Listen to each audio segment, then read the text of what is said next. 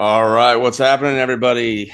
D here. Once again, we have Lemmy, who's now going as Deke, but we have Lemmy Speaks too. So that was the first time I've ever live streamed and done a premiere. So that was kind of cool, kind of a fun experience. Deke was there. What was it, Deke Dekerson or Deke Dixon. Deke Dekerson was? I did it on a whim. I don't know. Yep. We'll do it again. We'll premiere this and Deke Deekson, as it was, will be in the chat. But it's crazy. We almost went 2 hours on the first one, and we didn't even get to the full story of you leaving and what all happened there, because it was pretty crazy from what I'm hearing. So to start off where we left off for part two, take it away. Sure thing. Well, first of all, hi everybody. Thanks for being here again, and thank you, Dee, for having me on again. Absolutely. It's a pleasure, and congrats, by the way, on 5K followers. You cracked them after the last video, so Yeah. Thank you. shows you're doing something right, I guess. And you're even getting the viewer numbers that your followers represent. So that's rare too, Normally you see there's a certain amount of viewer numbers, but Yeah. No, I'll go to other doesn't get accounts and as I'll see. high as that or. I'll So I'll I'll see them like having like higher numbers or whatnot, but they don't get the viewers or the kind of comments and stuff. And that's one thing I pride myself in, is trying to be in that comment section, having conversations with people. But yeah, everybody that's here, thank you. We broke 5K, and that's to people like Gene Decode's dismay, because I'm sure that they would like me to just go away. So it's like all these grifters are probably hoping that I don't continue to grow, and that's what we got to do here. It's not even about me. It's like I'll be having people like various people that left Gene. I'm doing that interview thing with that gentleman JRM as he's going by. I don't want to get into like doing a whole bunch of interviews, but having various people on that I feel comfortable with, I'll do that. But these grifters are probably hoping that I don't hit those marks like 7K, 10K, and all that kind of stuff, because the more this comes out there, the more that shows that people are waking up to their BS, because that's what I cover a lot. And this is the most important one as far as what I directly came from and exposing Gene Decode. So, like I said, man, let's get into it. yeah. So I guess I'll just start off in that time period after you left. So the general information that we had about you at the time was you are a Cabal infiltrator, Mark Ultra. You've been in prison where you got Mark Ultra and, do the devil's bidding, so to say, by, placing copyright infringements all over the place on his website. Right. It is pretty much that kind of information. Ah, yeah, and you don't have a soul anymore. You lost your soul. That Right. was something that he said to us as well. So we're speaking here right now, summer of 2023 towards fall. That's when all of this went down and you pretty much then left the team. That same information was carried to, and just, it's interesting because it was all the people that were involved with the web development that left in that time period that I'm just talking about. So it's you, then the one that did our branding and all the thumbnails on genedecode.org and all these videos was was talked to by Gene, and she shared everything that I just said about you that he said about you And with her. we can say that one. It's Casey, because Yeah, that's Casey. Okay, I just didn't know if I'm okay to say it or not yeah, and since the crazy thing is that he yeah. still uses her graphics. Like if he thinks that he needs to get rid of all the touchings that we had in the various videos and the graphics and stuff like that, like he's literally using the graphics still that she made as his icon. So like, Gene, you better get your crap together, man. You can't even get it straight. But yeah, we can say that one, Casey. There's been other ones that haven't come on, but Casey, we can say that name. Yeah. So that's something he admitted to us, that he went into that meeting with Casey to to tell these things about her. Like he knew what he has to say to make her leave. So that's that. And that was the consequence that she left after she heard about D what he was supposed to be. Then on top of that, we shortly after, the one that was basically really handling the entire website. She amazing, very dedicated woman, and yeah, she was then all of a sudden also part of the infiltration because she said a couple things that Gene reasoned around with, that's what indicates that it's the same demonic that influenced you and that influenced Casey and then influenced her, to bring down all of genedecode.org and whatever. And she had access to the code and really a lot of access in that sense. Yeah. So they were panicked because of some of the criticism she had against Gene and his wife and Yeah. how things are being dealt with. Yeah. I have a little bit to add there just because before I left, so nothing was coming on to me. Like everybody was still praising me and so excited because I was doing a lot of the editing work and a lot of the creativity and stuff like that. But this one you're talking about now was doing a lot of the website stuff. So you had Casey doing the graphics and working with her, and they Yeah. were doing amazing stuff. And something happened in one of those. So I didn't like the burden of having all the responsibility when it first started happening with the website. So I had this content creation team Yeah. idea, and I got all you guys involved because I didn't want all the responsibilities. I was doing the lives, I was doing the posts, I was making Yeah. up the titles, and I was doing all that, working with Casey on the tags and those kinds of things. And she helps me now here, so I love her. And then the other one came on and was doing all the website stuff, and I don't know that stuff. But what happened was in one of those content creation meetings, I guess something got said. Anyways, controversy started before I ever was in any issue with her. And Gene was saying that the whole supervisor team or whatever was mad at her, and she was in charge of like the website and all that kind of stuff. So I was on Zooms with her and Gene, and I was going to bat for her. And Gene was posing it as you guys on the supervisor team against her. Gene acting like he's not involved in that, which I already thought was kind of weird. But I went to bat for her before anything happened with like my situation. So the person working with the website all of a sudden was getting like trial by fire from according to Gene, even though I think he was making up a bunch of stuff to like make it sound worse than it was, or to pit you guys against her. And so then there was that before anything happened to me. So I was already, when that thing kicked off with my situation where I got pissed at some of the supervisors, and I outbursted, did things that I repented of later. I wasn't happy about it, but I was already frustrated because Mhm. stuff like that was happening.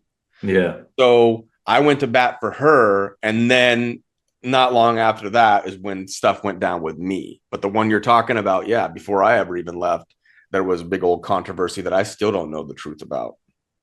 I had no clue about that. I'm Right. just gonna say it.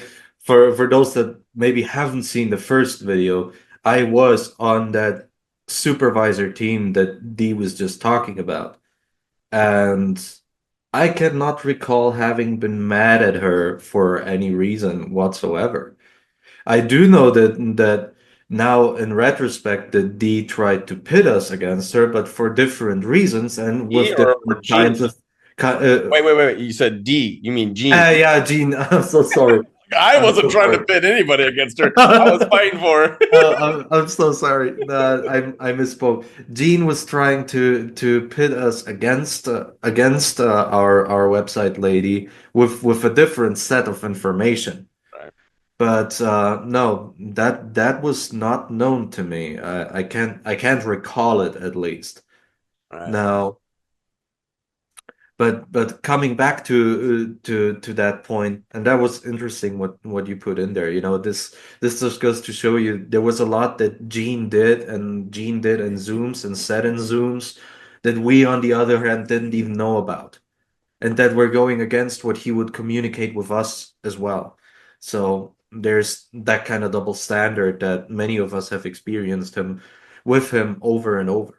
yep, Um, but going back to what I said is that with her, it turned out, according to Gene, that she was part of that major infiltration as well.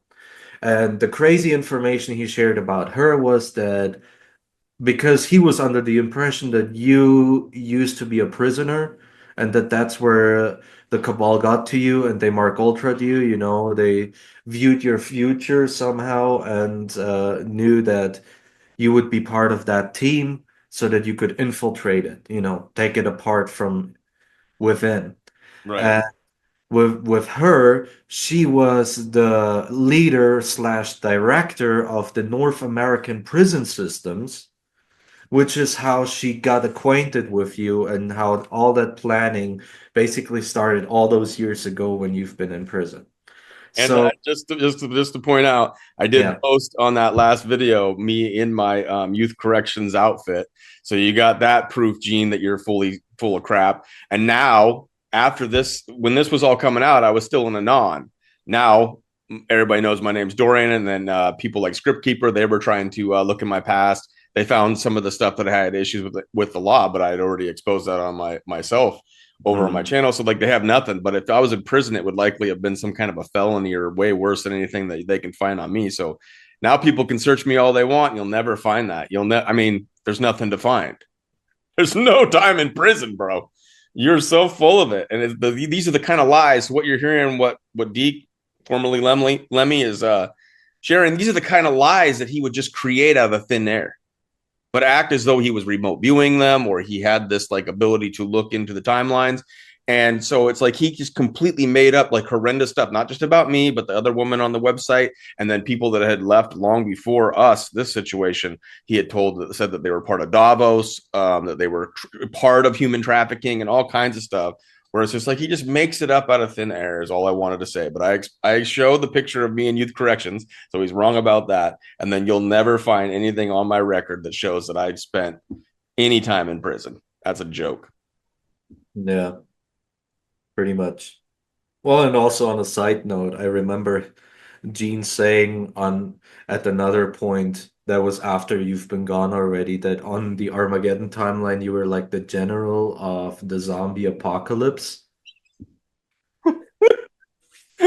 I mean, you know, these are things people might ask themselves, how can someone like me sit there and listen to this and still continue on, you know?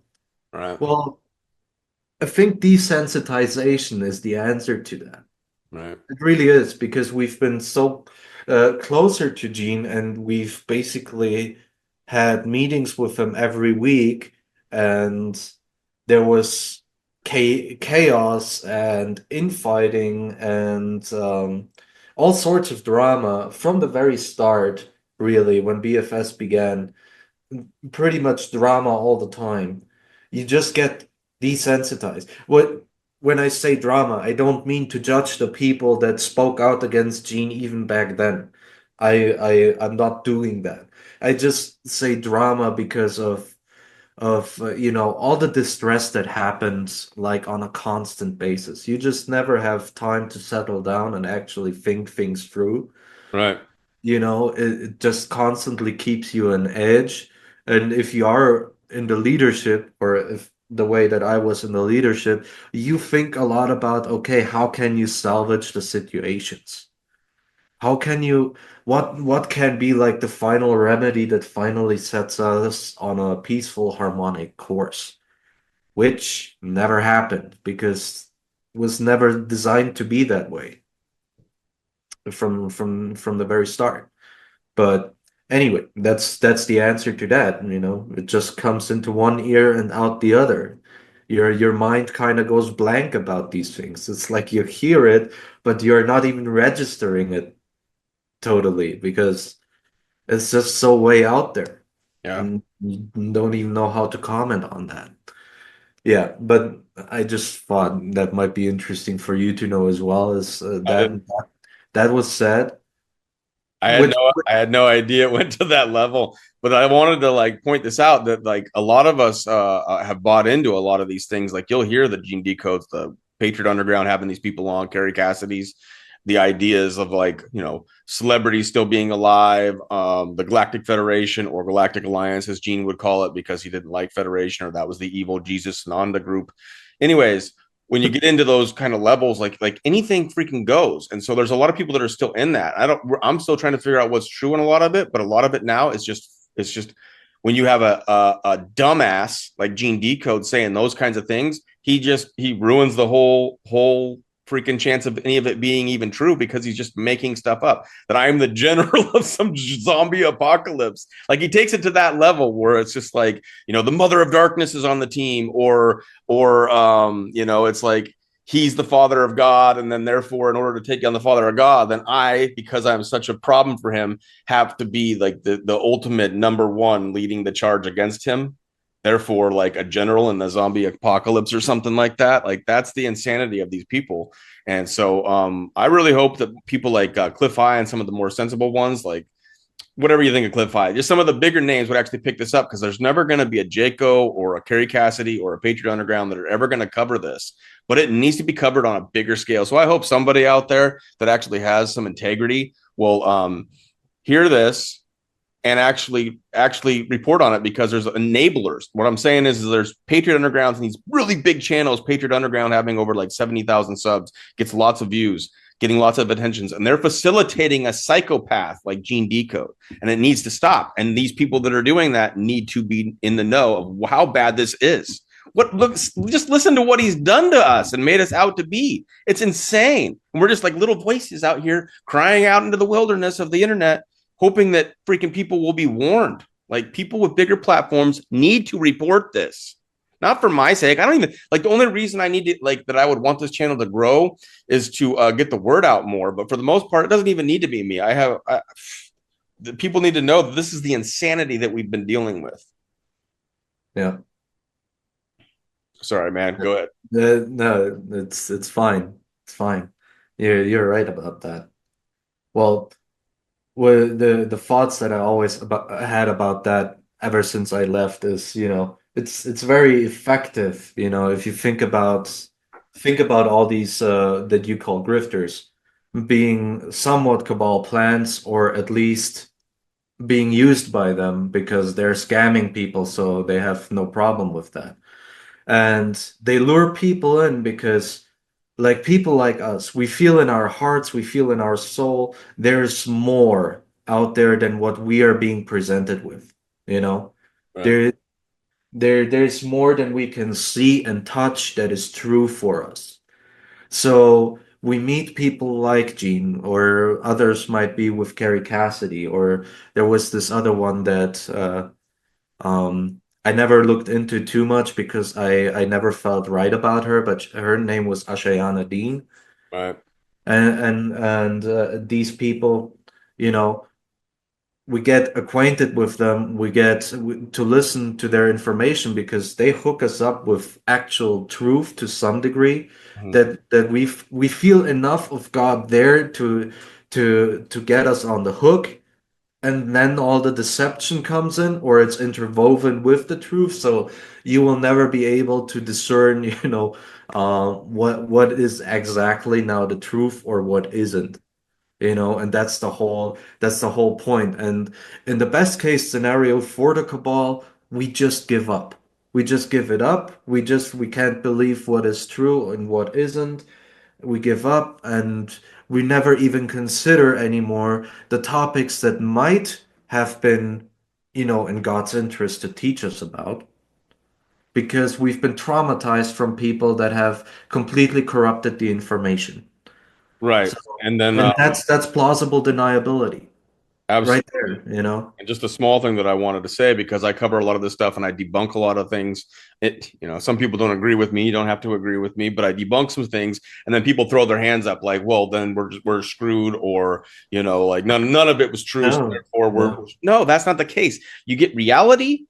Now you have more of a grounding effect, hopefully, in the truth of what is possible, because this stuff isn't possible, and then we go forward in that truth. And we can even be more powerful and effective because we can debunk what is and what isn't true based on some of these things. Now, we're not fully debunking anything here, but I can tell you that you pretty much can't trust anything that Gene Decode says. He'll report on truth, though. He reports things that are real and true. They have to cloak what they really want to get through which the closer you get to Gene, you hear the things like he's father of God and God's in a coma and those kinds of things. That's the ultimate that get him to the pinnacle of your cult kind of mentality. But when we debunk these things, or people get dethroned as someone's hero or truther, then go forward in truth, and we can be stronger for it. And good things can still be ahead. Yeah. And just personal advice from my side is don't let yourself get distracted by people. Right. Get your personal connection with God up. It's really not that difficult to do that. All you need to do is to engage with him on a daily basis, talk to him, you know. It's really that simple. That's how it started with me, and it has served me well because I'm better off as I ever was in my entire life now. I'm healthier than I ever was. I'm stronger than I ever was physically, mentally, and spiritually. It is I can't even grasp how I ever was capable of not living life with God. So this is something that you guys can just, start practicing by yourself and then realize that it is only his word that is truly trustworthy. Or when he points you to a trustworthy person, it has to come from him. This is how we are gonna be able to maneuver through this time. Otherwise, I don't even know how many people believe that, but before the elections, I read a post that said that on the 6th of November, a day after the election, people would be able to go to their banks and withdraw money from it because, the currency revaluation would be happening. Right. Like a day after the election, the administration would not be sworn in or any of it, you know? And Right. this is like that's that hopium. They throw it out there and people get their hopes up, nothing happens, and then their hope is down. Well, don't take the hope that comes from these people that predict things that are unrealistic. Right. Okay, let's just keep that for an example before I move on and continue talking about the original topic we came here to talk about. Right. But, take something like the quantum financial system. Now, I'm not saying either way that it is true or that it is false, but if it is true, it will not happen. If somebody says, yeah, just wait, next week when Trump is inaugurated, then the QFS is gonna be there and everything is gonna be la la land.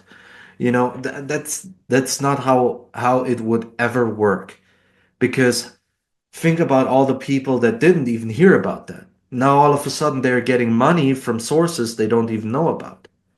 Right. Where does that money come from? Where did they take it from? Where's the information that leads up to justifying something like the quantum financial system? Where's the technology that shows the progress from what we have now to something that works with a quantum computer, which is, even on a basic theoretical level, a very complex technology. Now, just approach it that way. And God is not somebody that will come and overwhelm people like that. There is a progression that needs to be observed with all these developments. That's why things don't happen rashly. That is my personal take on it. And that is why I never listen to anybody. Quite frankly, I'm sorry to say it, but no, actually, I'm not sorry. I'm glad that I can say it. Right. I have not even listened to Gene's predictions. I was just like, he was saying it. I was like, yeah, fine. And I went my way. So just just stop listening to predictions. Be at peace right now and take it day by day.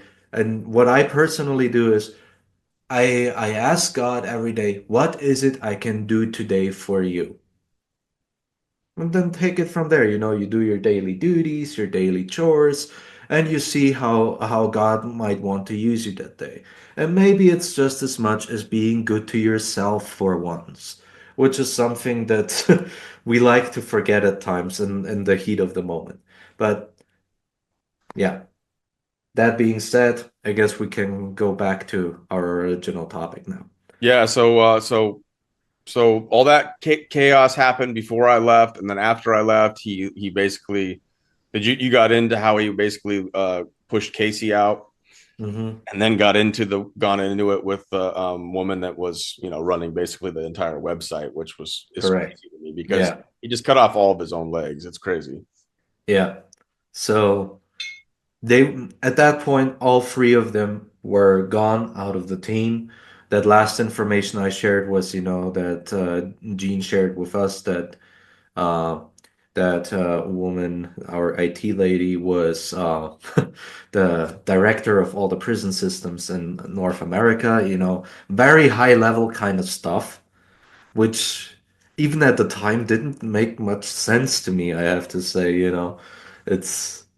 Well, obviously it didn't make much sense because you've been working with that person for all this time and you're thinking, okay, but if she really is that, then how the heck did she have as much time as to work on these websites like that in the first place? Right. But, let's take it further. Now, there was one time where one of the world leaders that I called C in the last video, and I'll continue to call her that way for this one. She was one that spoke out for our web developers here, D, Casey, and the other one. And she said in that meeting that people in BFS did not sign up to be web developers. And she meant that, genuinely, because that was all everything was about by that time, was pushing that website of his somehow, somewhat, with good content and whatever. And well, needless to say that what happened after was probably the most traumatizing experience that woman ever had. Now, remember that I said that she was the closest Gene has ever had. She would be there for him at any time of day, on the phone, on Zoom, and just really a very loyal, capable, and empathetic person. And after that particularly content creation meeting, and I wasn't present at that time because personal reasons have kept me occupied. I was not present in that meeting where she said that, and I was not present in the world leadership meeting afterwards, where Jean has completely slaughtered her over that comment. Because what she said there was something that went against Jean's idea of having everything be about the website and about pushing that name. At that point, we had two websites, genedecode.org and blessedforservice.org. And how many times when you go onto his Telegram channel do you see the promotion of the blessedforservice.org? No, it's all about his name and his website. It could have all been one website. It could have all been blessedforservice.org with him having a subsection there. But no, it was all about his name and him being promoted by it. Yep. And I'll just say, By us. I'll just say real quick, it'll transition Yeah, sure. Go ahead. is that it initially was going to be three websites because he's obsessed with Trinities. Now, there's that, but we call him Little G because if you notice in the way that he has his name, it's a lowercase g instead of an uppercase G for Gene. He wants to act as though he's humble. And yet it all became about genedecode.org when the third website didn't work out for various reasons and his Trinity thing didn't work out, but he had seen it in the timelines and it was going to happen. And obviously that was just a kind of a funny thing for me even at the time where I was like, haha, he's never going to get his third website, which was stupid to spend the money on a third website anyways. But it could have been Blessed for Service, which not that you would want to just give an appearance of being humble, but if you actually wanted to be like a true person of what you say you are, you would have just had Blessed for Service, and then like you were saying, have a subsection of Gene Decode where it would have been his interviews and his various things, and then allowed us to shine because a lot of us were very creative, and people that are still on that team have very amazing abilities and can do a lot Yeah. of beautiful things. It should have showcased everybody. Gene could have kept doing his interviews, and it would have been more of what we signed up for. Yeah. That's right. Yeah, What Dee said. Um, yeah, but to come back to C being ravaged like that, I mean, horrible. it was absolutely horrible. I don't know what specifically was said to her. I just know that it was a long fit of rage that she received. That she was brokenhearted afterwards. Wasn't it like 5 hours? No, that's another time. Separate. Okay, well, Don't jump the gun here, man. Don't jump okay, the gun man. here. We're not there yet. No, but that was very, very hard. I came in after it was all finished, and the other girls from the leadership were already gone out of that meeting. So it was only Jean, C, and I in there. And I had no clue what has happened. Cameras have been off, obviously, so I didn't see her.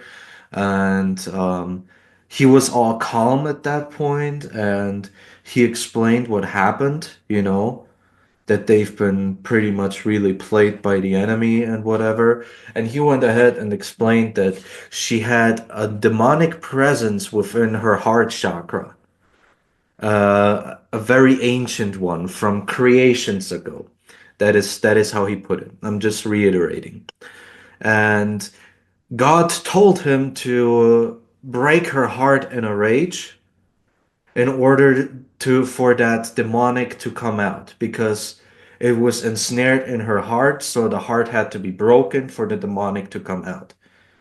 Now let's just be real for a second. We're talking about God here. Of course, he thinks he's in a coma and whatever, but still, even at that time, I knew God very much by heart. And I knew that he does not have to revert to trickery like that in order to heal someone from a demonic presence. Which, by the way, in prayer, over intense prayer, I know that that has never happened. She never had that demonic presence in her, especially not in her heart. But anyway, this is just how Gene put it and why he did it and why he, um and how he justified doing something as ravaging to the most loyal member he ever had. And Absolutely. he said he had to break her heart Yes. order to get it out there. Do you guys I understand what I was? Because I've said it in videos before where I said Gene would come into meetings and we'd be having a great time and laughing and stuff like that. He'd be like, God told me to give you guys a spanking today. And he would just unleash on us and make us all shut our mouths. Now you're talking about the person that would be up at 4 a.m., 5 a.m., whenever he needed to have like a consoling ear. She was there for him. And now yes. he's saying that he had to break her heart. So he had to destroy her and yell at her or do whatever it was that he did in order to get this out. You're talking about a very disgusting and sick person. And Yeah. welcome back again, Gene. It continues. Well, picking up on the 5 a.m. thing, I just want to make clear to the viewers, this is not an exaggeration that he said right here, that she would be there for him even at times like that. Because guess what? I used to be, I was in Europe. I was located in Europe, different time zone, most of the time 8 hours ahead of mountain time, of mountain standard time. And this would put me into a position where it was early afternoon for me when the two of them, Gene and C, would be talking. So sometimes I would join. And that's how early it was at that time. She herself has not even slept until that time because Jean was in pain and in suffering, and they stayed awake and spent time to console one another. You know? So, well, one another, for C to console Jean, to be more precise. But that is not an exaggeration right there. I can speak to it because I personally witnessed it. Anyway, going ahead, I was in that meeting afterwards, after Gene explained how he had to break her heart and do all of that. And what followed was that I was in private then with C herself. She switched on her camera, and she looked devastated, absolutely devastated. She cried. She was really, really broken that time. And what I chose to do then was to stay on with her, stay on with her on Zoom for as long as I can. That whenever she would, when she would go to sleep or whatever, that she would be able to see there's a friend there. She's not by herself. and I would be doing my daily chores stuff. I was going to the store and things like that, and I was just keeping the Zoom open. That was all, and the occasional prayer was spoken. She needed upliftment. Absolutely did. I mean, she was broken. Like absolutely broken. But I do feel like that really helped her to at least get going afterwards. But you can only imagine how mouth shy she has gotten afterwards on speaking the things she felt were put into her by God, just from her heart, speaking out for the people from the team and things like that. I mean, that's what all of that was about. Why she said that people did not originally sign up to be web developers. Yeah. And most of them did not have the expertise to do that either. I didn't. Yeah. Absolutely didn't. I never wanted to be involved with something like web development. I wanted to do my stuff. I wanted to do spiritual teachings at the time as well, but none of that really ever got rolling because I never even felt that's something Gene wanted, you know. But anyway, that is what happened at that time. His most loyal member of the team got absolutely slaughtered over a comment she made that Gene thought for some reason was demonically influenced. The same demonic, by the way, that has also influenced, according to him, you, Casey, and the other one. It was that very same being that he said was that. On another occasion, he would go ahead and say that that same being was in his house and knocked him over. In his house, it attacked him within his house, within the confinements of his house, and knock him over and things like that. Now, you know, it's just talking about it really makes me think like all of that happened and I was sitting there and still taking it for another 8 months, you know. But anyway, moving forward, we are in the Thanksgiving period now, where he invites people back on Thanksgiving. That was a year after he first dropped the "He's the Father of God" message and that God is in a coma and these sorts of things. And again, I wasn't present myself, so I only have the witness reports of those that were there. Right. But this is really borderline insanity of what I'm getting into now because first of all, he shared that same message again, and there were a couple more coordinators there that haven't been there the time before. Oh, wait. So he reaffirmed that God is in a coma and he's the Father of God at the next Yeah, Thanksgiving. yeah, he did that because there were a few new people there that haven't been there before.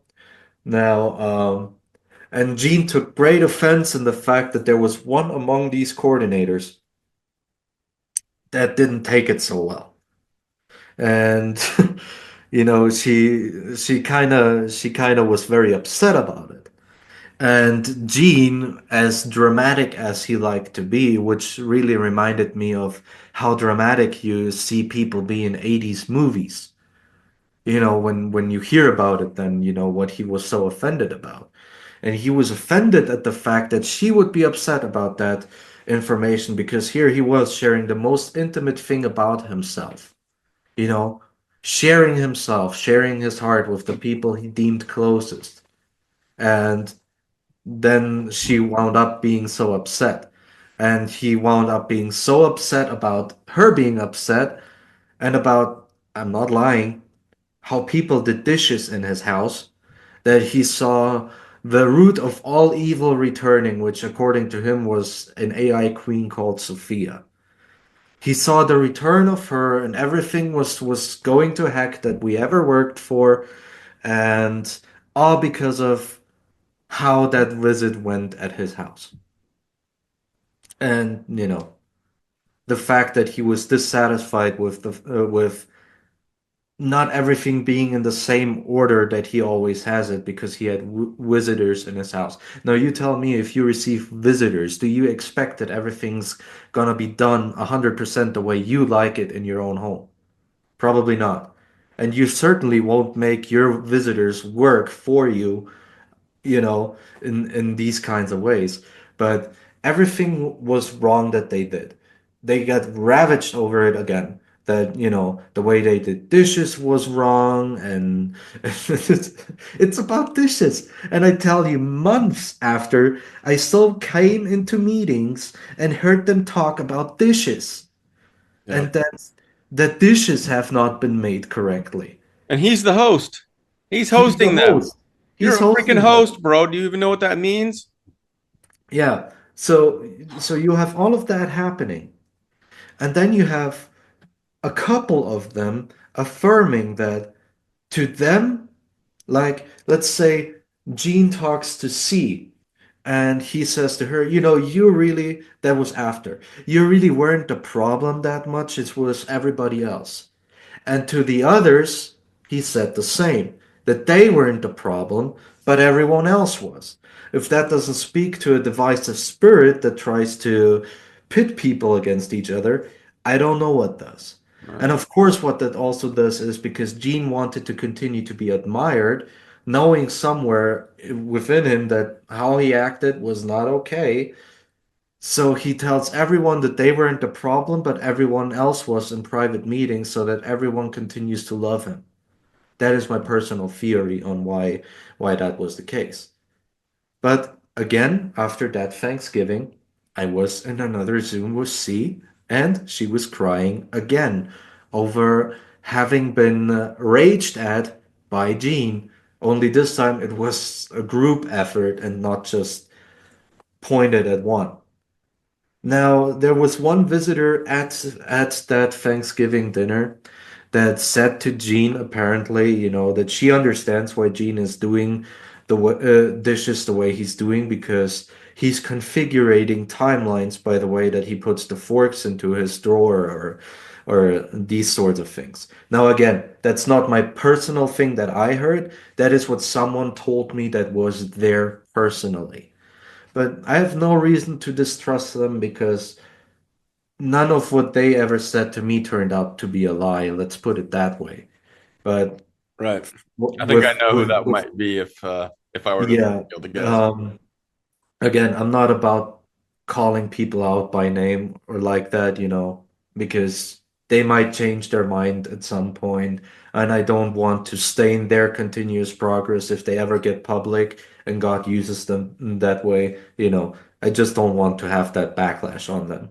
Just know there has been that person that has said that, and Gene picked it up and he said, "Yeah, totally. That is because of how I manage timelines." Now, a key trait of a narcissist is that he takes things from others as his own. Yeah, if it sounds good, yep. So he never would have said that himself unless it would have been suggested by someone else.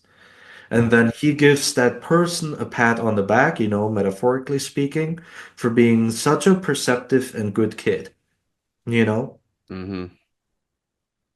Now, at this point, I just want to say that there have been over the years several people that have called out Gene and BFS for being a cult and for having cult structures and cult mentalities. Now, I have to agree with that. But what Gene would say is that is not true. They are not a cult. That's what he said back then. We are not a cult.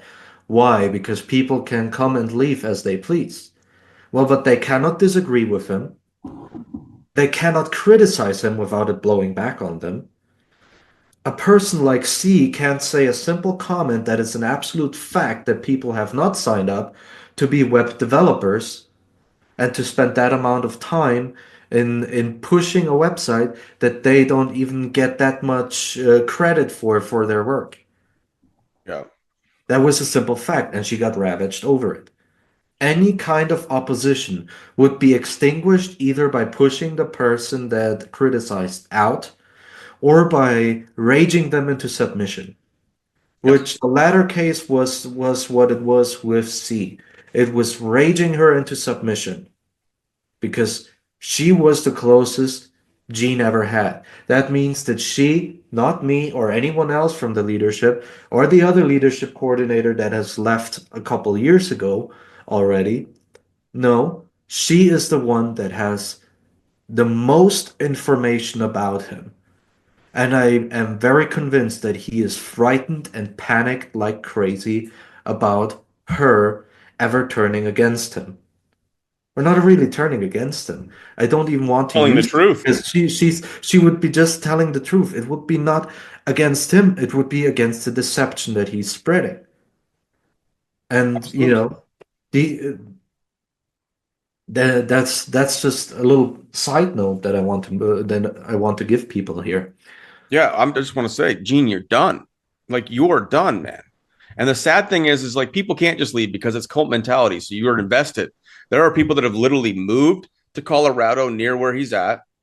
There are people that have Right. been with him for all these years and therefore have put that time and investment in it because they've argued for him. Their families have told them to get away from this cult, and they've argued. And therefore, there's little investments that add up over time that keep you locked into staying because you've set your flag here. Right. No matter what people say, you don't want to leave because you're so invested. And so that's the problem with this whole thing. So he'll say that people can leave at any time, but he's like bullying, he's creating covenants, he's doing whatever he can to tie you harder into his shtick. Right. Now, there's this other point that I had in that sense is that probably in a couple people there's the sense that you want to prove that you are not in a cult. So you stick around. Yes. You stick around to prove it differently. Yep. And you reason in your mind all the reasons why it's not, you know, and so you can continue with it, even though what you're doing is being part of a cult. And there's just no sugarcoating it. Yeah. Yeah. Part of what I was trying to do with that content creation team and getting people involved in doing, we brought up in the last one someone that was making videos, the music decodes, and they were doing better than Gene's. I was trying to get other people involved because it wouldn't Right. be a cult if other people actually were getting involved and shining, or Right. that they were doing their own decodes and like they were being, praised for their gifts and their work. I was trying to create that kind of a thing, and he stopped it at everything, and that was more proof to me that he was a freaking cult leader, that he wouldn't allow it. He would never allow it. He would shut things down that were good, that would have been what we signed up for, which was to make Blessed for Service and the team a powerhouse of truth, of spirituality, and God's love all across the world. And he Right. stopped it at every freaking chance he got. Now, if you just keep in mind what Dee just said, what was the core consequence of you leaving, Casey leaving, the other one leaving, and that whole ravaging of C at the time? That content creation group never assembled again. Yeah, It was gone. It just didn't happen anymore because let's just look at it. In the last video, I explained how and you mentioned again the covenant is how one control mechanism after the other would come in, and it would pretty much point more and more control towards Gene, who wanted to even control who people talk to. Like it was not allowed to just go and have contact with a former coordinator that already left without involving us from the world leadership. Now, yeah, if I had been not world leadership, I would have had a problem with it too, but there we were. And obviously that didn't work because people kept having contact with people from outside the team, even those that were still in the team, but this is simply why the reason I'm bringing this up is because the content creation team was something Gene didn't have total control over what was being said, and the fact that people could voice their frustrations over how Gene and his wife would handle things with the website and how they would guide those that are closest involved with it, which D can probably write a whole book about if he wanted to. I should. Yeah. I'm thinking about it too, just but maybe at some other time when I have I more. know. I hear you. Yeah. Anyway, long story short. Well, it's still a long story. So um coming back around to this time where people were disheartened again, and it was not just C that was in tears about it, there was also another one that was. And the others, I don't know because I didn't have as close of contact with them, but people were disheartened. And as I said, that whole dishes story was coming around for months and months on end still. So, and I would be sitting in some of these meetings thinking, we could be talking about something productive. We could be doing something productive, but here we are talking about how almost neurotic he was about how dishes have to be made in his house. Or, that other story I heard was, how he would be pissed about that a 5 gallon jug of his water from the basement would have been used up, and that these women would not be willing to go down into a basement and get another 5 gallon jug by themselves. Now, whoever ever carried a 5 gallon jug knows they are not too light. They have quite some weight, and here you are, you want women to go down there and get it. Speaking of gentleman attitude here, there's none here. Right. There's no gentleman attitude. And Gene is the one that always talks about, even in recent interviews that I've looked into for a couple minutes, about being kind and considerate and compassionate with people. Now just think about how much we have talked about in about 2 to 3 hours by now, if you put the last video with this one together, and how many examples we have of when he did not do that. But it is in his explanation that people wind up on the Armageddon line if they are not kind, if they are hateful, if they are rageful, if they are condescending, lying, and all of that. Right. And yet he is the one that pretty much embodies all that pulls you towards the Armageddon line toward according to his own information. Yes. And he's been hypocritical throughout this whole thing, but if anybody that followed him for a while, he's the guy that taught people to be service to others, not service to self. When I first came onto the team years ago, it was all about you got to just decide whether or not you want to be service to others or service to self. And he's been service to self the entire time. Yeah. And if people can't see that by now, I don't even know what to tell you, but it is what Yeah. it is. I mean it's I tried in the months after I left, I tried to see, maybe he was good at first and everything, and then it kind of got too much and things changed. But no, the more and more you investigate it and you just put these instances, these discrepancies that we talked about side by side, the more you see it's been there from the start. Yep. So whatever you can say about it, but that has been the major deal. Yep. Now, well, let me take a zip here. Yeah, no, and that's what I've found because when we were first having our get-togethers, like some of us that had left, I hadn't exposed Gene yet, but we were just leaning on each other because it was so emotional, spiritually tough, and all those things. And we were talking about this. A lot of people were giving him maybe more credit, like, "Oh, it was at this time." I won't bring up necessarily specific instances because I don't want to spark and we don't need to talk about them specifically, but there were specific points where it's like this is when he turned, or this is when he turned, and some people were saying he got swapped out with a clone and all the deep state and all this kind of stuff. And I'm like, nah, man. The more I was open to whatever for a while, but as I freaking went back, looked at old interviews, thought about it, prayed about it, and really discerned through it, man. He was creating this with full intentions of creating not only just a cult that would believe everything that he said to the highest degree, but it's been nothing about money. He has been making so much on just donations alone. He never even really needed the website. The website just became its own little beast of a moneymaker for him. but he has made so much money, and people have given so much to him, not just in just money wise, but sending him silver, sending him whatever, all kinds of stuff that has Mhm. become so profitable for him. Like I don't see how anybody could say that he didn't start out just that Mhm. purpose. He made sure he had that PO box and all that stuff for people to send stuff to him. Like he did it right away. Yeah, that's true. Well, anyway.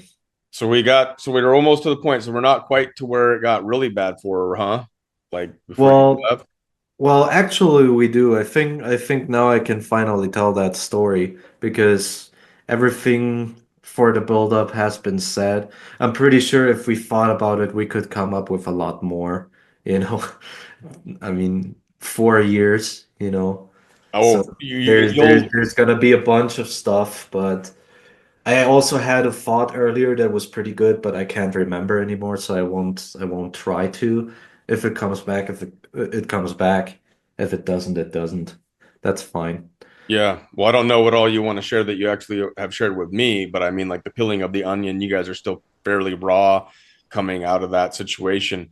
But I would you want to discuss like what happened with that? Because I've told on my testimony to this that I had like a good 45 to an hour where he just was reaming the crap out of me and then saying the most horrendous things that a person could ever say to somebody. I consider it to be like I could feel like there was demons coming out of it. He confessed that he had drank like a bottle of vodka a day for 6 days or something like that. This was one around the time where he allegedly had a heart attack and had to give himself CPR, which is the biggest joke in the freaking world. You can't give yourself CPR. Anyways, there was demons coming out of it, and from what I hear of that situation with C, she got 5 hours of a tongue lashing like that, Yeah, right? just about that, yes. But right, you just said heart attack. That brought something else to my mind. That we had a meeting with Gene in conjunction with the ravaging, the first rage fit that he had against her that crushed her so much, that Right. was intended to break her heart. And we wanted to just talk things through. And it's like it started out calm and everything, but Gene's wife was there too. And Gene was, I don't know what it was. It was psychic, I tell you. It was psychotic. He would be sitting there, and this would be the sounds that we heard, because of what he had to do to see. His heart was broken as well. So it was. This is how it sounded like, and it's good that my camera is off for the viewers because then they can relate better because this is how it was for us too. And he would be there, and he would sound like like as if he was having heart strokes over and over there, playing, being pretty much. How do I put it? It was meant to be the factor that reels us in for sympathy for his suffering again. So her suffering that she was going through was sidetracked at that time. Yeah. And Jean's wife was getting angry at C for wanting to question Jean's method after having been ravaged. And she was going like, "Don't you see how much Jean is suffering?" And Right. that is why I say it's psychotic. It is Right. absolutely psychotic. It's just not how it. It's absolutely crazy. And he And it, did, yeah.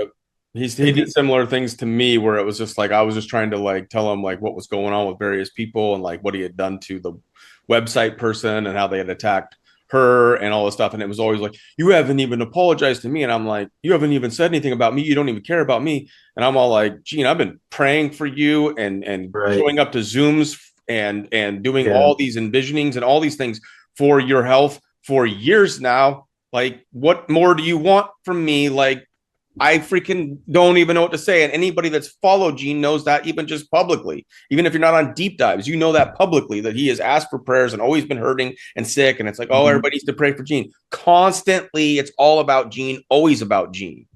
yes, and that is a good basic point for me to say that next thing, which was really an atrocity. Because in Gene's world, he can ask those that created him, that are even on a higher spiritual level than him, because he's the father of God, so he must have a father too, right? Yeah. That if C would not forgive him for doing what he did, he would spread himself on the wind, meaning uncreation totally of his entire beingness. So he threatened with suicide, emotional blackmail, to make her do his bidding.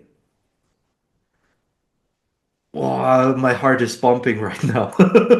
Just remembering that. He threatened her with frickin' suicide.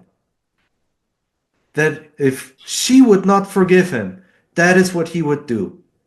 Well, go ahead, Jean. I will not cry a tear for you.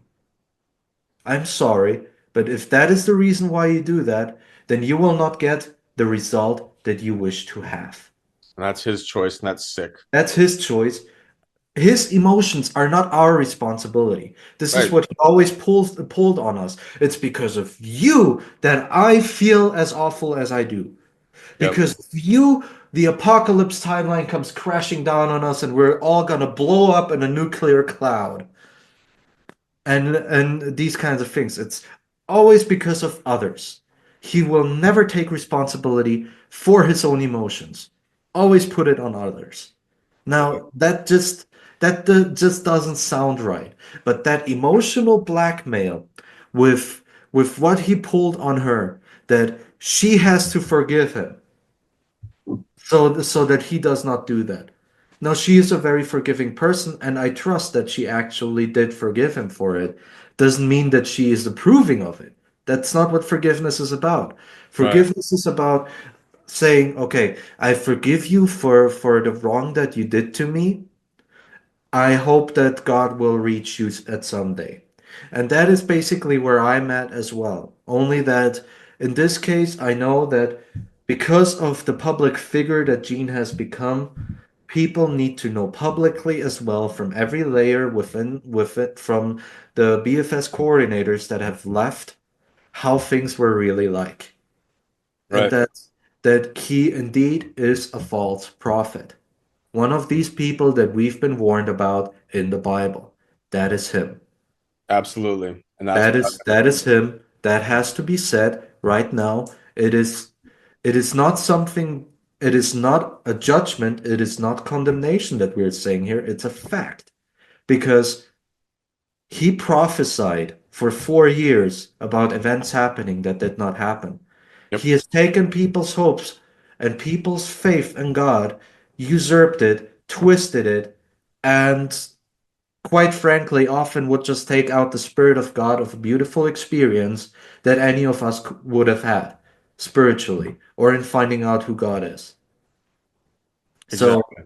So that is something that I'm glad I remembered this, and I'm glad you brought up what you did that reminded me of this, because I really wanted to share this.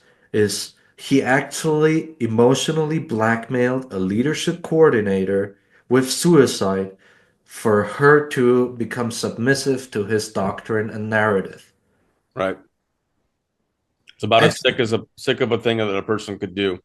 And yeah, some people have reached out to me and talked to me about going a legal route against Gene, and I wouldn't even know how to do that.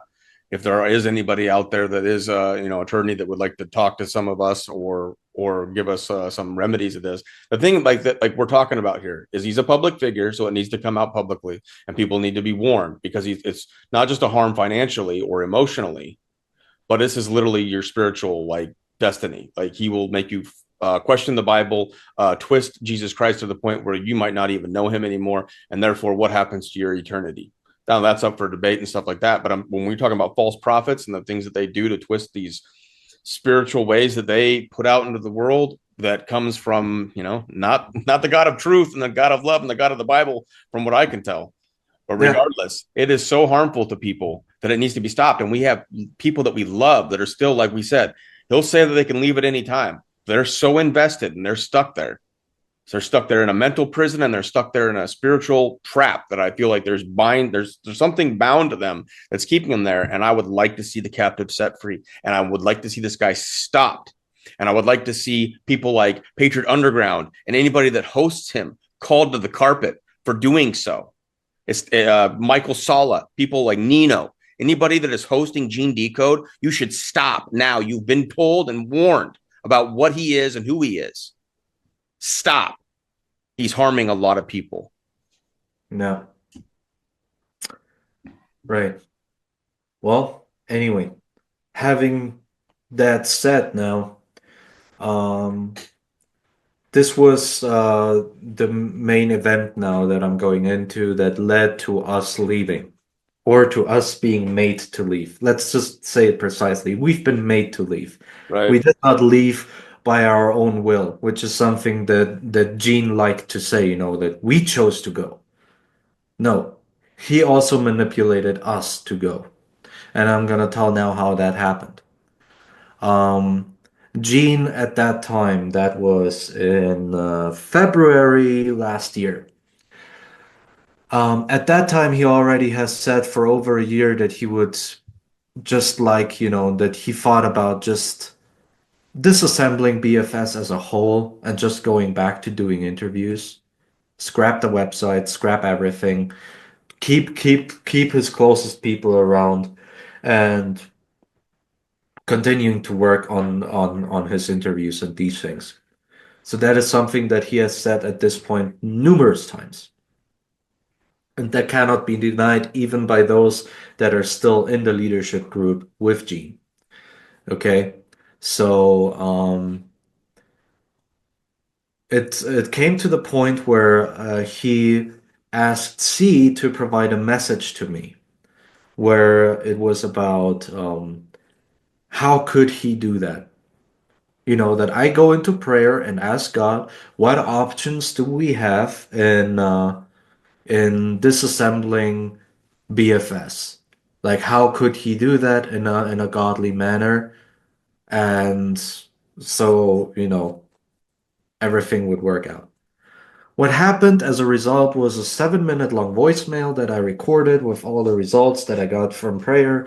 Is, that basically, you could go underground with BFS, just no longer mention that name, have them help you from a perspective that doesn't make them public anymore, and so and so and so, and you choose yourself which ones you want to keep around, and you just say it's been nice working with you to those that you do no longer wish to keep around, and let them go. Okay? So C provides my voicemail to Gene and he loses it over it. Like he goes, that's like the worst thing he's heard in a long time, and that would mean such devastation on the timelines and whatnot. But it was his idea that that brought this whole voicemail about in the first place. Right. And he did the same thing with C again that he did over and over. He appointed her to provide a message. Then then the answer or the response would come from her doing that, and he would be dissatisfied with her and blame her. Like she did not understand him and he didn't mean to say that and things like that. That woman uh, has led entire businesses. Right. Do you think that she is incapable for even once to understand him correctly? No, it's gaslighting. Yep. It's gaslighting. It's telling her to do one thing, then he turns around after she did it to crush her over something that she allegedly did or understood wrong, to make her question herself and doubt herself. This is something I observed over a long period of time with her and him, and I mentioned some of these details in the previous video, so I won't repeat it now. But nevertheless, that is how that went. Just a second. Okay. So where was I? Right. Now we're at the point where she is being called into a phone call with Gene. So Gene calls her over that voicemail, and he ravages her there again. Both Gene and his wife, by the way. It's not just one or the other. It Right. was both of them. They tag teamed her. They tag teamed her and roasted her. I cannot say what exactly was said, but she said it in a way that she just sat there and let it go over her. She couldn't bring a word in, and all that her message was to them was that I am the one, speaking of me, that has got the word from God and provided the voicemail. So why are they not talking to me?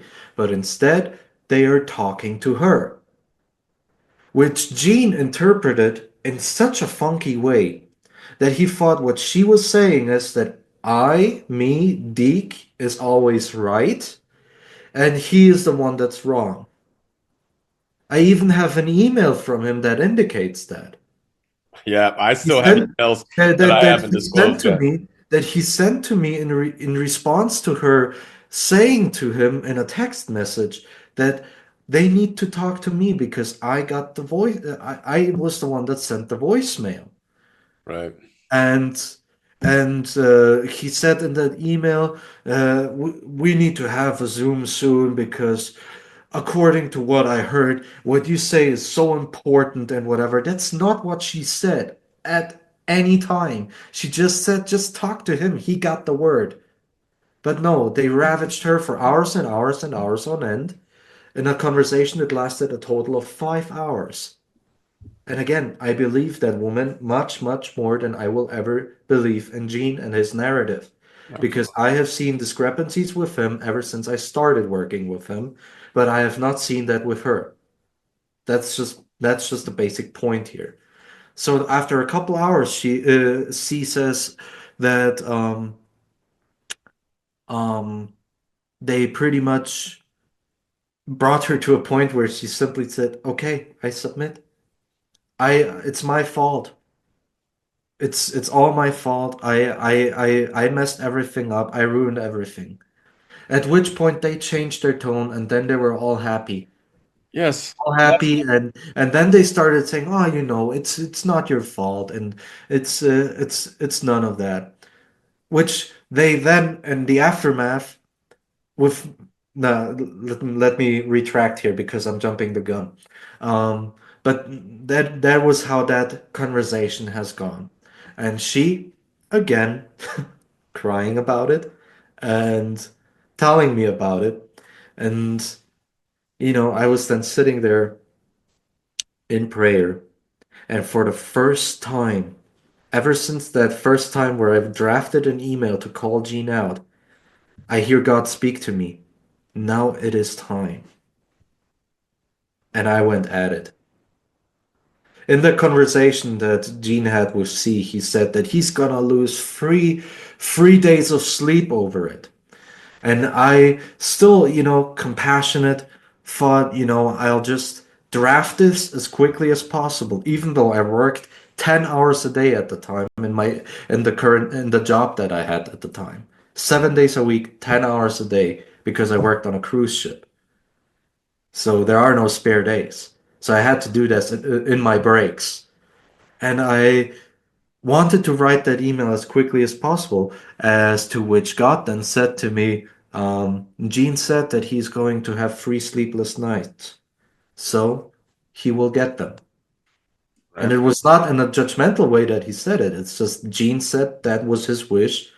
That was what he has sown, so he will reap it. So I can take my time and write that email over a 3-day period. And in that email, I was calling out Gene's emotionalism. I was saying that these rage fits do not work. I was speaking out for the entire leadership group that has suffered due to his constant emotional outbreaks. I said in there that if anyone is on the Armageddon line, it's them because of how they treat us. And I'm just gonna say it here. The entire email, I wrote it in kindness. It was not aggressive. I did not point fingers. I did not call them names or anything. Right. I even put several paragraphs in there that were solely there to stroke them and to, to ease the hardness of it and of what I was saying. And I was even trying to present solutions to the problem. And I sent it. And I sent a copy to Gene and his wife. And I sent a copy to the rest of the leadership girls, which all of them, this is a message of hope. All of them agreed with it. They voiced their agreement with it. One of them even said she was in tears over reading it. Okay? So all of them said they have C and my back about it, you know? That's why I say that everybody to some degree knows something's off. They No. know even today, but whatever happened after that, things moved quickly then. We are now in the beginning of March last year, and one of the leadership coordinators, she always, felt disregarded by Gene because she was disregarded by Gene. Right. Um, and then she all of a sudden texts C and says, "Oh, that email, it must have reached their heart because they reached out to her and they were so sweet to her and saying that they would call her weekly now and everything." Now, I want to note here that that coordinator was particularly in a friendship with C. So what you are seeing here is what you can research in narcissism is a smearing campaign. Right. He reels everybody in that is close to the victim of the narcissist and smears their name and persona. And that is what happened here. She was reeled in by a communal narcissist. And there was no heartfelt feelings there. It was all an act to get her there, to get her to support him as opposed to C and I. And a response that I got from Gene on that email was that I sent him, calling him and his wife out both, was that all he ever tried in that conversation with C was to tell her that it was not her fault. Really? After raging over her for hours, she Right. explained to me how she even heard him raging when he left the room and was out in the hallway. And she heard his voice from a distance and went Yeah. to toilet. Like he was raging through that entire thing. And I have no problem believing it because I knew how emotional he was.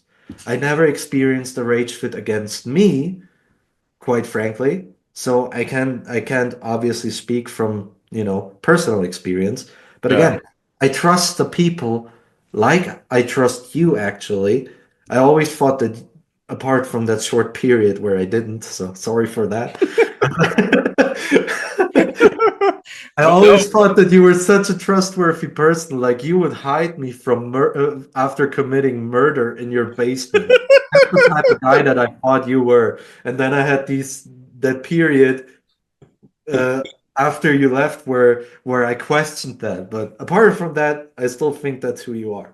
Anyway. Well, I can verify, what she went through to a degree because I got the same thing. And if there was ever a time in my life where I wish that I would have recorded something, is that if I Yeah. had that, it wouldn't even be a question. I could just literally release that or part of it at least, and the whole world would know. But Yeah. there's so many reasons why uh people should already have some worries about Gene. There's always first person testimonies coming out. But if I had one of those, I can't believe. I mean, I just wasn't even thinking about it.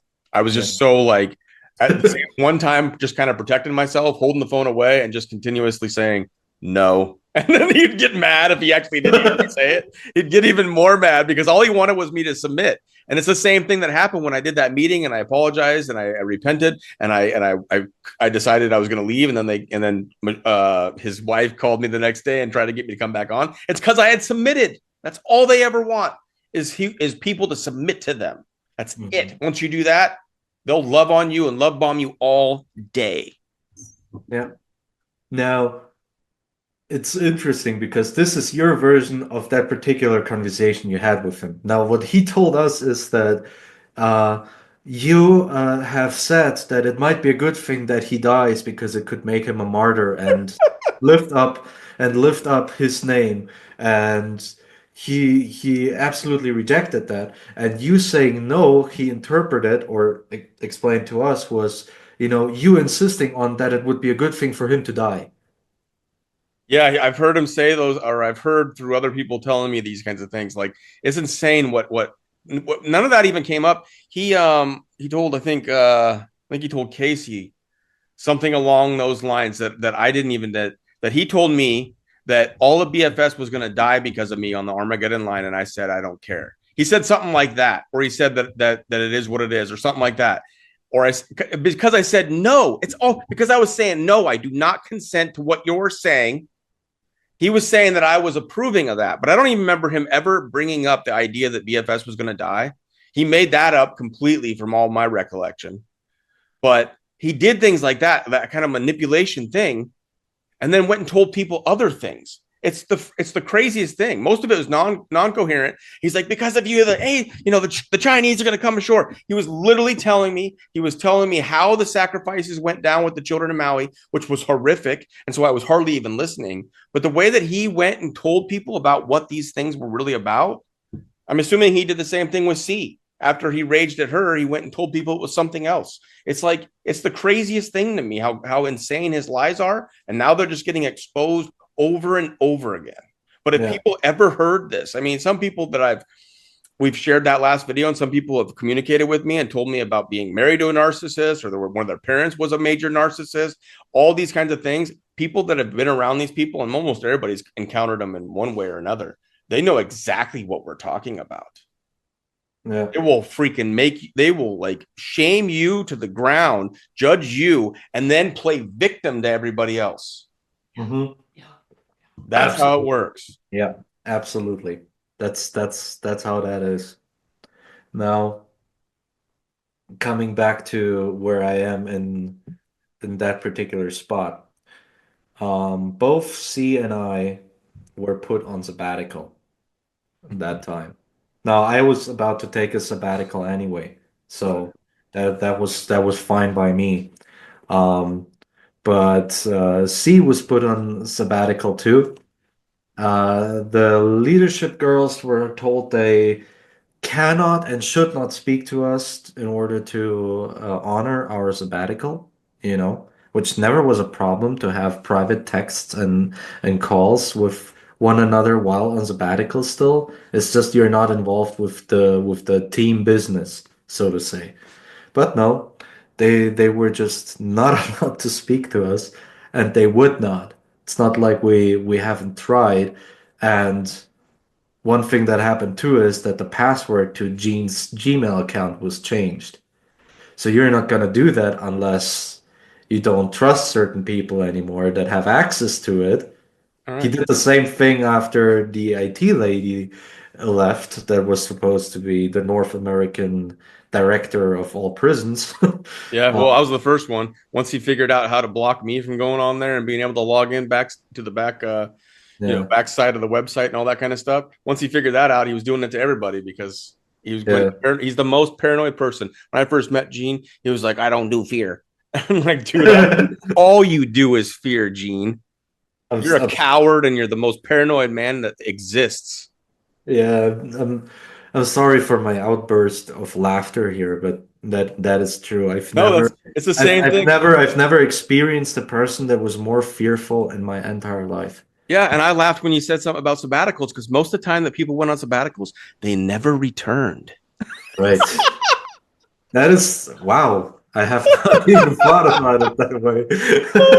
People would get sent on sabbaticals and you were told not to communicate with them because they need their time away, and then they would never return. Oh man, yeah, that's kind of true. That's how it wound up with us as well. Anyway, continuing on that saga. This is basically what told me already. Yeah, they're they're probably having a problem with us. But I was still kind of hopeful that, God would make it work somehow.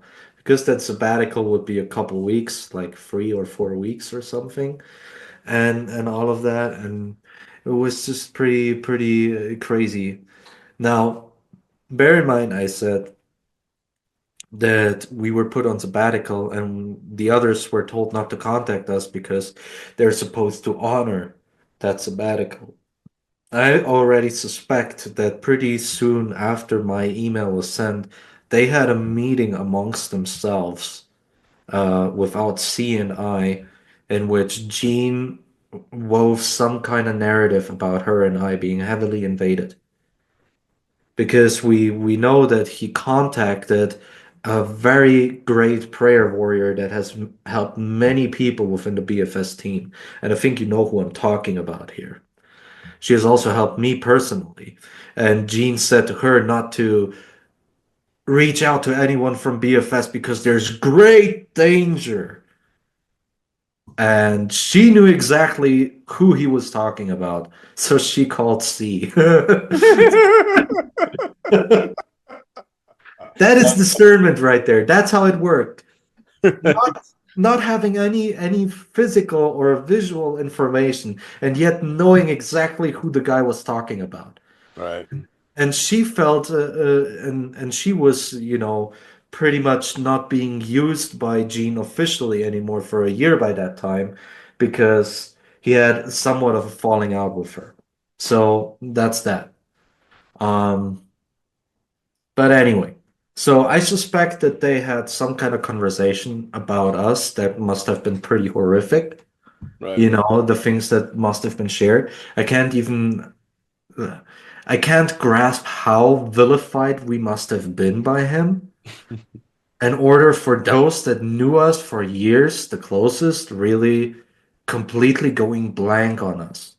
Okay, we were on sabbatical. Fine.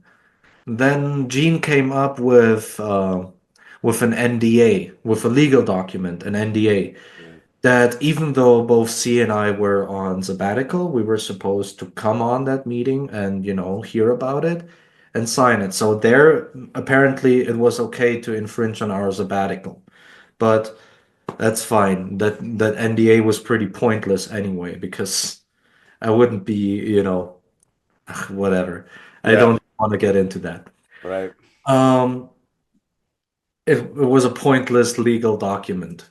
That's the same. Now, That's how I feel about mine. Like they wrote them up and they called them that. And I took it more serious in the beginning because I was still coming out of the paranoia that Gene pushes on everybody. But when I've looked at it, I'm like, this isn't going to hold up in court. Like, and then do something about it. The discovery on Gene Decode would be beautiful. So please, please bring it, Gene. I would love it. You dumbass. yeah. Anyway, it's So you're in the sabbatical. They had you right. sign Yeah, yeah. this NDA. Right. But that wasn't the last of it. So we did that. That's fine. I felt it was appropriate for me at the time to go along with it. So, a week later, C receives another email with another legal document that was called something like an employment agreement. Well, first of all, she was never employed in the first place. But after you, Casey, and the IT lady left, Yep. she took over the position, which she didn't necessarily want because she's not very techy, but she was put into tech support. Yep. A couple weeks after being in tech support, Gene had a meeting with her in which he accused her of being the reason why subscribers are dropping off because of her energy being fluctuating in the website or whatever, because she's not doing things correctly. Like he would always put it on others that the website didn't do as well as he thought it would. And the top subscriber numbers that ever were on that website were several thousand maybe, but I don't know the correct numbers anymore. It's not necessary to go into these details anyway. But his original predictions were that after the first month, we would have at least 10,000, going up to 50,000 on the best possible timelines, which never even happened Never. It was so slow to remotely. grow up. Oh, And actually, we just saw a slow corrosion of the numbers over its existence. After it reached peak, it only went down and down and down. And in that moment, it was C's fault that it did, after only having been in there for a couple weeks. Now that is how far that goes.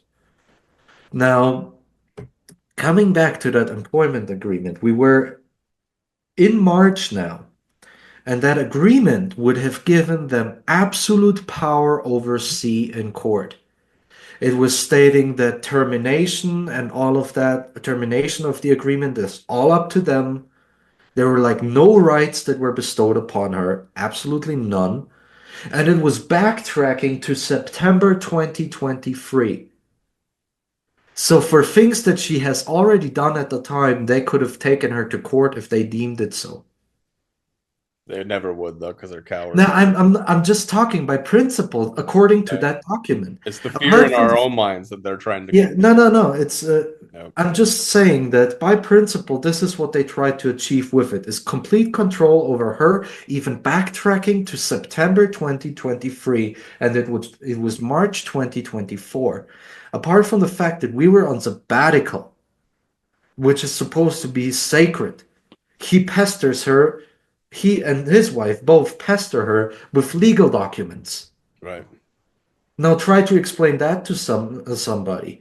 It's just the same old playbook of him making rules up that he doesn't adhere to himself, Right. or both of them, Gene and his wife both. But that being the whole point. Now I want to say here that C at the time trying to keep the peace because she just wanted things to be fine again. She thought about just signing the document. To which I said to her not to do it. And Yeah. she didn't. She didn't. And she wrote them a kind email that elaborated on the reasons why she can't do it. As to which we didn't hear from them again. Good. So, because it was still sabbatical then, and I think now we're coming into that short period before we actually left. And I tell you, I had to go through some of the most intense spiritual warfare I ever had to in the 4 years, and I've experienced a lot. It's another thing that I can write books about, plural, not singular, books about the amount of spiritual warfare that I experienced with the demonic in my time in BFS. But nothing was as intense as that period of time where that I'm currently explaining. Right. Now I won't go into detail about that because that's not the part of the issue here. The thing is, why I'm mentioning this is in the last week of the sabbatical, and I know the day that it was a first day. I woke up and I felt relieved from all the spiritual oppression. All of a sudden, it was just gone. It was gone. There was nothing there anymore. I felt super relieved and almost in a euphoria. And I asked C if she felt the same because she went through a lot of the same at that time. And she said, "Yeah, it's weird." So, in all the naivety, we thought maybe that's the sign that Gene finally accepted the Uh, contents of my email. No, I am so sure that that Thursday, that particular Thursday, was the time they met and spoke about how they would push us out of the team so that he wouldn't have to kick us. yeah. I think this is the time they chose on how to get rid of us. And that's why that spiritual pressure lifted because we were no longer part of the deal. Right. We were no longer part of this whole thing. Yeah, he couldn't get his way with you guys, so like he was done with you. He's like No, a child. Like if he can't have right. control, he grabs his ball and he takes it and he goes home. No one else can play. No, absolutely. And, you know, Then the sabbatical was over. We joined the first meeting that happened in the week when we got back into business, so to say. It was a Western Hemisphere meeting, and we were in there. I can tell you right now, I felt like, what the heck am I doing here? I felt like I didn't belong there anymore. Right. Like the feeling that I had was like very, very odd. But anyway, we sat through it, and the one that was hosting that meeting was one of the leadership coordinators, the very one that was called by Jean and Michelle right after I sent my email, to lure her in with niceness and kindness, and pretty much acted admiration. And she was so reluctant on even calling on us. Like I could sense that not only reluctance, but like fear of even speaking to us. And then there was the first leadership meeting, first and last, where C and I got in there, and um it was like we Gene was talking, he was vocal. He put on his fake laugh, to mimic the everything is fine attitude. C and I both tried to come in there and to offer ourselves to do more work, and all of this. But he nixed everything, every idea he nixed, not necessary. Oh no, that area is covered. You don't need to do anything. Just enjoy yourselves and be fine. It was evident he didn't want us anymore. Absolutely evident. That was his play, was to not involve us at all, which is not like him because he wants to use people and their Yes. workforce. So it was not like him not to utilize somebody who would offer himself to do something. Yeah. But he wanted to get rid of us. And then there was this one moment where he went away from his computer to toilet, and he would say, "Talk amongst yourselves." And the three other girls, apart from C and I, there were three other girls in the leadership, did not say a word. Gosh. They did not Man. say a word. So I took it upon myself and I asked them, "So, ladies, how are you doing? Great seeing you again," and all. And they were like, "Yeah, good to see you again too, Lemmy." And, Yeah. really reluctant voices, mouth shy, Gene and had that ability. I just want to say real quick when people hear him out on his interviews and he's sounding all happy and fake laughing and all that kind of stuff and laughing at weird things, it's because all this drama is going on in the real life and he's gaslighting and putting on a show. The people that are really like affected by it have to see that kind of stuff and it makes you feel even worse. Now you're talking about a meeting where the people wouldn't even talk. That was constant. The yeah. silence in meetings, in Zoom meetings, was I don't it's so freeing not have to experience that anymore because it was constant with him. Yeah, He holds the energy of that kind of stuff. But he could pretend and be this act like he's all this nice, generous person and a giving and loving person while he's gaslighting and harming people emotionally. yeah. Which reminds me that Western Hemisphere meeting that I just talked about was probably the most depressing meeting I've ever been in because people didn't talk, barely engage with one another. It was just a shadow of what has been prior. Just a mere shadow. It was call it a BFS family, you know? Yeah.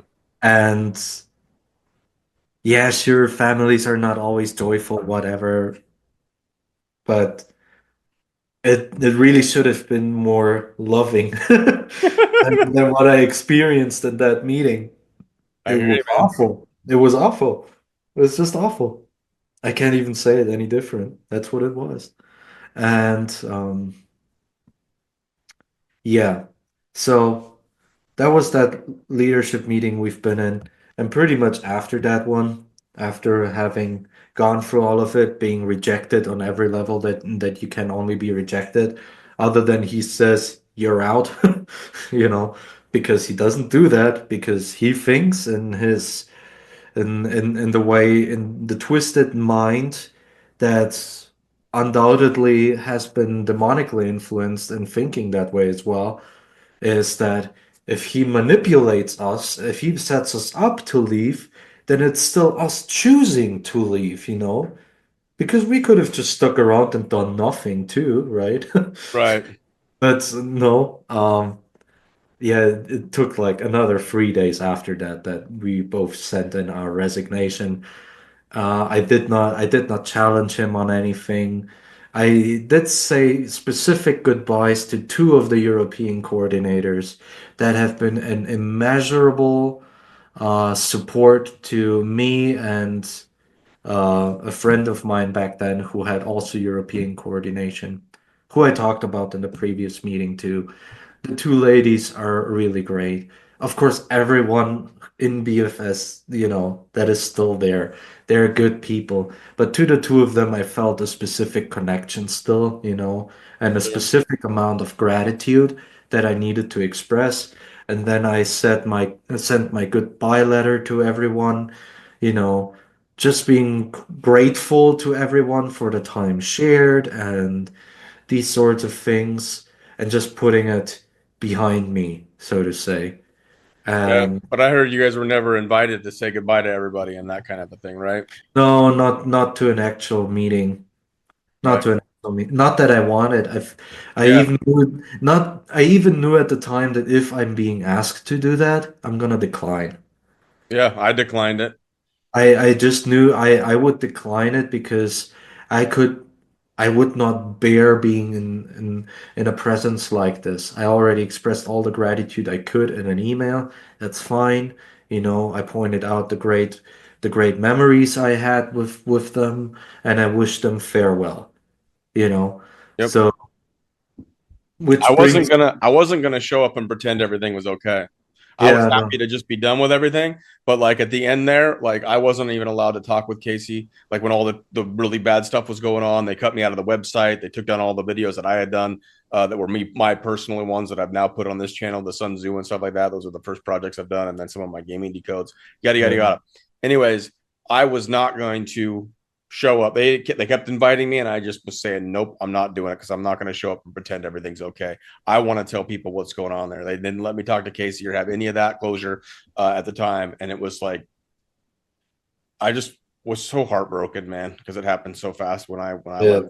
I was so heartbroken because we literally had celebrated a year on the website, and the next day is when I woke up and all the videos had been taken down that were mine, and something was a problem. And it was just like that on top of what happened to the website person being falsely, attacked by Gene and them making it out to be something that it wasn't.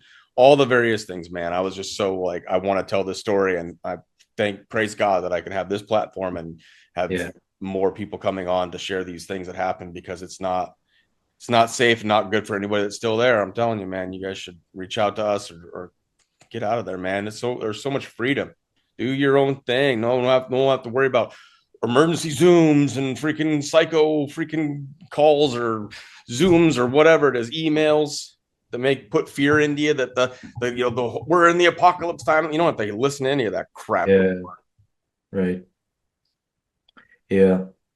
And I don't know well, how much more of that did you want to go into because well, I'm pretty much at the end now. This is yeah, let's bring it home. the farewell Zoom was very evident. Then we would meet with the other leadership coordinators and Gene and his wife, and we would say our goodbyes. C and I, and then they would say goodbye to us. One of them felt like she was speaking through her teeth because she was angry for us leaving, which Right. just tells me again they must have been told something absolutely bonkers in order to have that reaction. They felt betrayed for some reason. I felt it. They Right. felt they felt ultimately betrayed by us, which is also something Gene was always obsessed about was betrayal. He used to say there's one thing he doesn't forgive anybody, and that is if he's being betrayed. Well, okay. If God thought that way, who of us would still be here? Right. And he created You know, betrayal where it doesn't even exist. He had the already created betrayal by me, and I hadn't even done anything other than try to make him awesomer, like way more awesome than he ever was. yeah, That's all I tried to do. Like you become conscious about, you don't want to wind up to be one that betrays Gene. And you know, the betrayal in general, you shouldn't think of betrayal in general as a negative thing. Because think of an undercover cop that causes the arrest of a drug ring.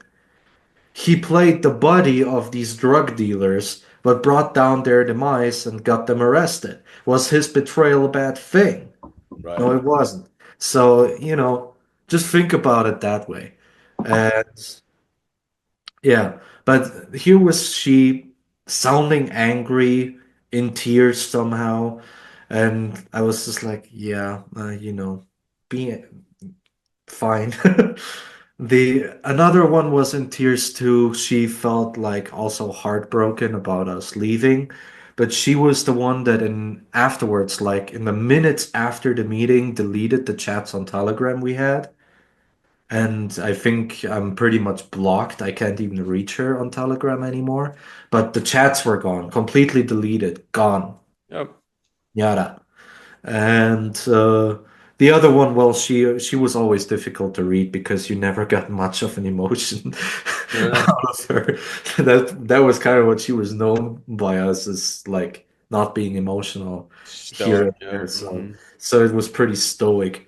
And yeah, and then the final call, private call with Gene himself, going over the fact that, delete all the BFS documents on your computer and whatnot, and yeah, that kind of thing. Yep. But I remember him saying in there, and just enjoy your lives, enjoy, enjoy, enjoy, and uh, you know, have have a good one now that you leave, and you chose to do so. He said it that way, and you chose to do so, which showed me again, yeah, you set it up. You absolutely set it up. Another thing is, after my resignation letter, his response was that he and another leadership coordinator knew that that was going to happen. So he was acting like he foresaw it. Yeah, you set it up, man. I know. You set it up. You would not integrate us back into the team. The only thing he said in there, it happened sooner than I thought it would. Well, you don't have psychic powers for that. If I manipulate someone else to do something a certain way, no, let me put it differently. If I treat someone poorly, then eventually they are not going to want to stick around with me. Who would have thought? I mean, you know, not even I can contain my own emotions about this. It's it's bonkers. But that was the message I got. Yeah, she and I, we knew that this was going to happen. Uh, Right. ah, It's crazy, man. And I know there's a lot more stuff. We got about like 8 minutes, like, and we want to keep it under 2 hours. yeah, no, I'm But finished now. Anyway, yeah, like I that's was gonna say, finale. like we had a couple That's more things that we thought finale. about talking about, but I'll save that for another thing because I'm sure we'll collaborate on something else. But Well, we finally got the full story of why you left finally. and like just the insanity of it, man. Like the nails on chalkboard feelings, the quiet, the tension, the amount of tension that man could create on a Zoom call was it's unbeatable from anything that I've seen.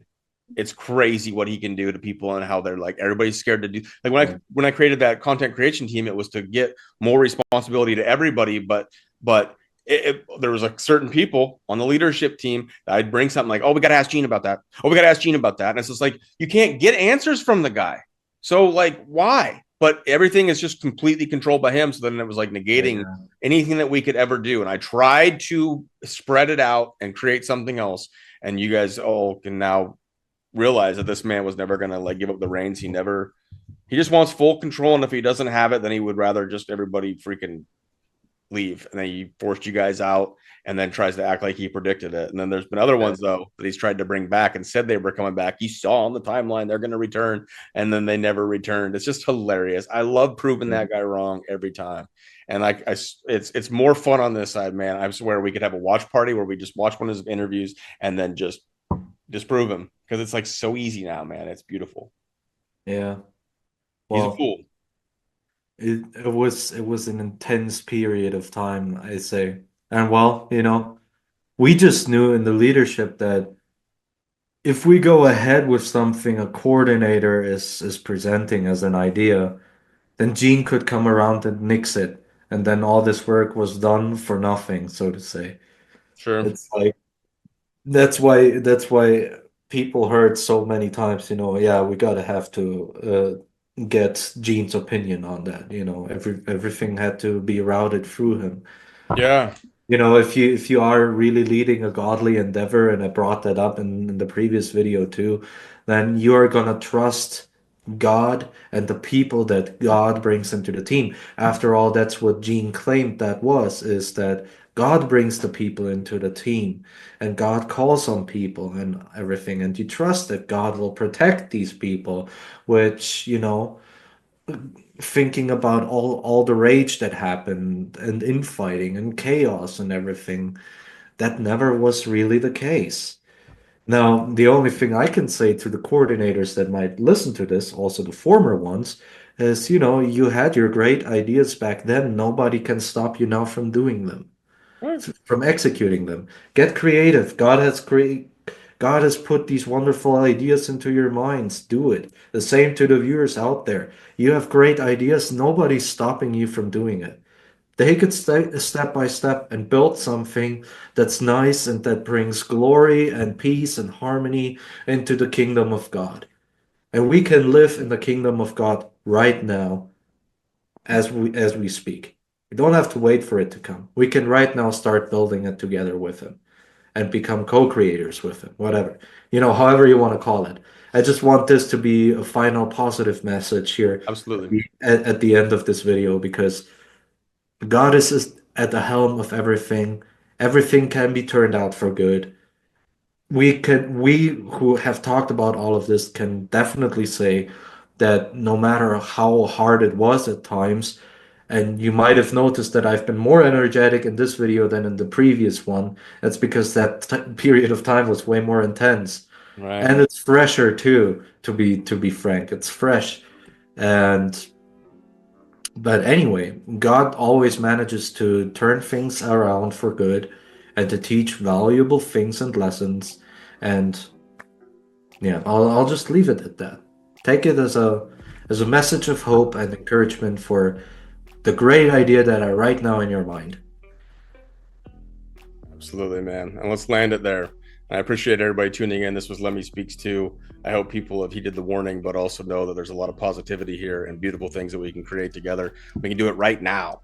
You don't need Gene Decodes. You don't need these figureheads. Just do it yourself. You've been gifted your own gifts, and so express those freely. And I love you all. Catch you on the next one. And thank you for tuning in to another Painfully Beautiful production. Peace. Peace.